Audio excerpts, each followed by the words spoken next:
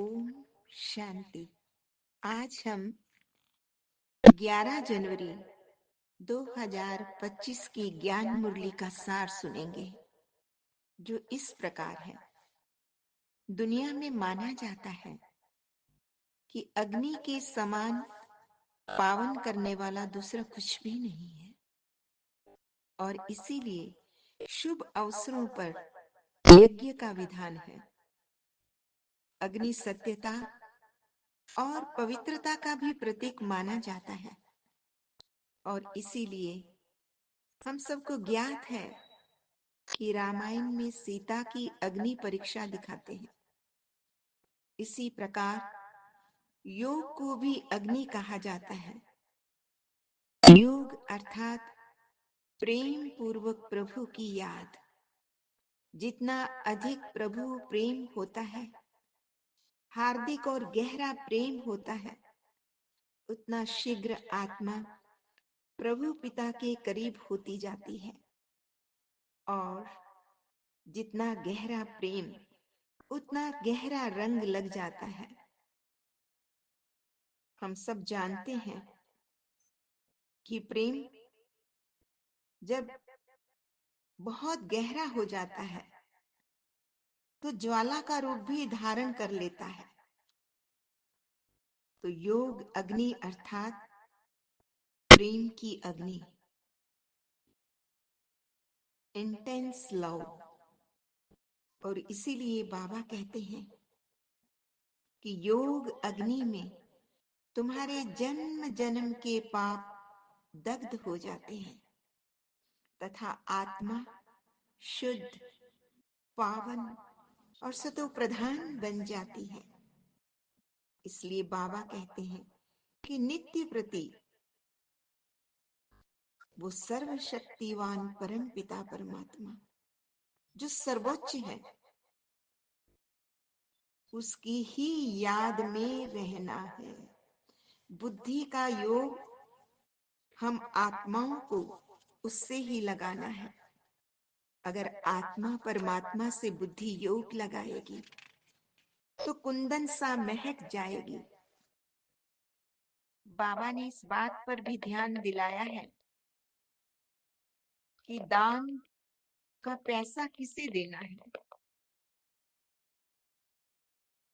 दान का पैसा किसे देना है, तो किसे देना है। तो दान देते समय इस बात का पूरा पूरा ध्यान रखना है कि ज्ञान, जैसे ज्ञान दान देने में सावधानी रखते हैं, ऐसे धन का दान देने में भी पात्र आत्माओं को ही देना है। अगर किसी को पैसा हमने दे दिया और उसने जाकर उसका मिसयूज किया, अर्थात शराब आदि पिया, कोई बुरा कर्म किया, पाप कर्म किया, तो उसका पाप तुम्हारे ऊपर भी आ जाएगा। इसलिए बाबा कहते हैं तुम्हें पाप आत्माओं से लेन देन नहीं करनी है, क्योंकि यहां तुम्हें पुण्य आत्मा बनना है ना।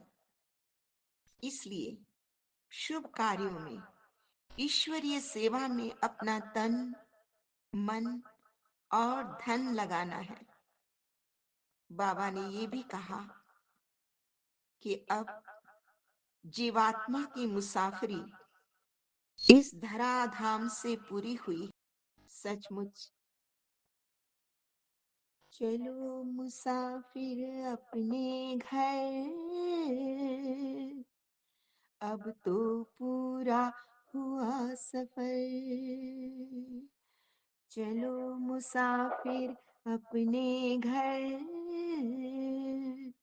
अब तो पूरा हुआ सफर। बुला रहा है वतन तुम्हारा, मुख का रुख अब करो उधर। चलो मुसाफिर अपने घर, अब तो पूरा हुआ सफर। लेकिन घर वापसी से पहले स्वयं को पावन जरूर बनाना है। इसके लिए बाबा कहते हैं, तुम्हें इस पुरानी दुनिया से बेहद का वैराग्य करना होगा। बेहद का वैराग्य अर्थात देह से जो रागात्मिका बुद्धि है, देह के पदार्थों से जो अनुराग है, आसक्ति है, देह के संबंधियों से जो आसक्ति है, उसका त्याग करना होगा। यथार्थ वैराग्य अपने आप त्याग करवा ही लेता है, या जीवन में वो त्याग घटित हो जाता है। और त्याग से फिर क्या होता है? तुम्हारा भाग्य बन जाएगा। जितना बड़ा त्याग होगा उतना बड़ा भाग्य होगा। और उसके विपरीत राग द्वेष ये तुम्हारे भाग्य को धूमिल कर देगा। बाबा कहते हैं, बेहद का वैराग्य होने पर ही तुम्हारा जो बुद्धि योग है वो शिव बाबा की याद में ऊर्ध्वगामी हो जाएगा। ये जो ईश्वरीय स्मृति है, ये तुम्हारी चढ़ती कला का आधार है। तुम्हारी कॉन्शियसनेस को एलिवेट कर देता है। आगे बाबा ने कहा, संगम युग पर शिव बाबा ने जो यज्ञ रचा है, तुम बच्चों को उस यज्ञ की संभाल करने के लिए सच्चा सच्चा पवित्र ब्राह्मण बनना है। गृहस्थ व्यवहार में अपने नित्य प्रति के कर्म करते हुए भी एक परम पिता परमात्मा सत्यम शिवम सुंदरम सच्चिदानंद की याद में रहना है। आज की मुरली का वरदान है, आदि रतन की स्मृति से अपने जीवन का मूल्य जानने वाले सदा समर्थ आत्मा भव। जैसे ब्रह्मा आदि देव है, ऐसे ब्रह्मा कुमारियां भी आदि रतन है। आदि देव के बच्चे मास्टर आदि देव हैं। मास्टर आदि देव अर्थात आदि देव ब्रह्मा के गुण स्वयं में धारण करने वाले आदि रतन समझने से ही अपने जीवन के मूल्य को जान सकेंगे। क्योंकि आदि रतन अर्थात प्रभु के रतन, ईश्वरीय रतन, तो कितनी वैल्यू हो गई। तो इसलिए सदैव अपने को आदि देव के बच्चे मास्टर आदि देव आदि रतन समझकर हर कार्य करो। ये कितना ऊंचा स्वमान है। बस स्वयं को मान जाना है तो समर्थ भाव अपने आप आ जाएगा। समर्थता का वरदान मिल जाएगा। फिर कुछ भी व्यर्थ आ नहीं सकता, न संकल्प, न वाणी, न कर्म। आज की मुरली का स्लोगन है, ज्ञानी तू आत्मा वह है जो धोखा खाने से पहले स्वयं को बचा ले। हम सब जानते हैं माया कदम कदम पर धोखा देती है। जीवात्मा न जाने कब उसके माया जाल में फंस जाए, पता भी नहीं पड़ता। इसलिए बाबा कहते हैं, तुम्हारे पास माया को परखने की तीक्ष्ण दृष्टि चाहिए। रामायण में दिखाते हैं ना, जब रावण राम का रूप धारण करके सीता के पास आया तो सीता पहचान गई, ये राम नहीं रावण है। ठीक इसी प्रकार ज्ञान योग से संपन्न आत्मा कभी धोखा नहीं खाती।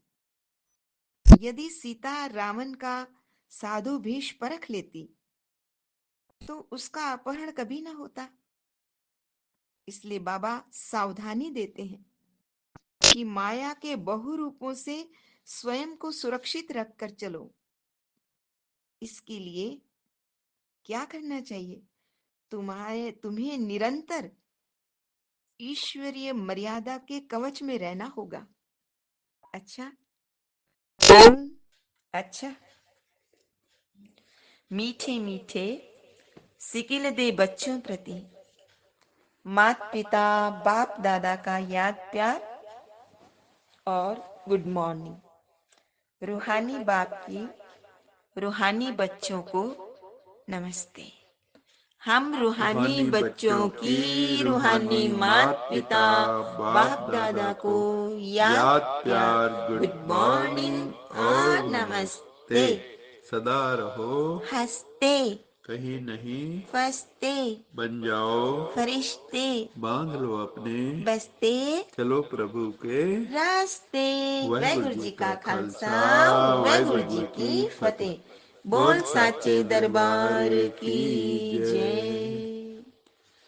लोका समस्ता समस्ता सुखिनो सुखिनो भवन्तु। भवन्तु।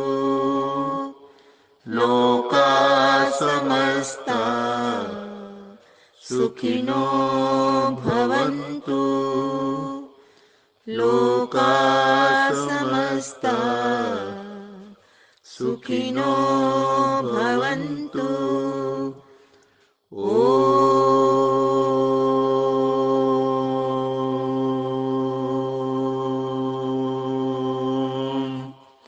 शांति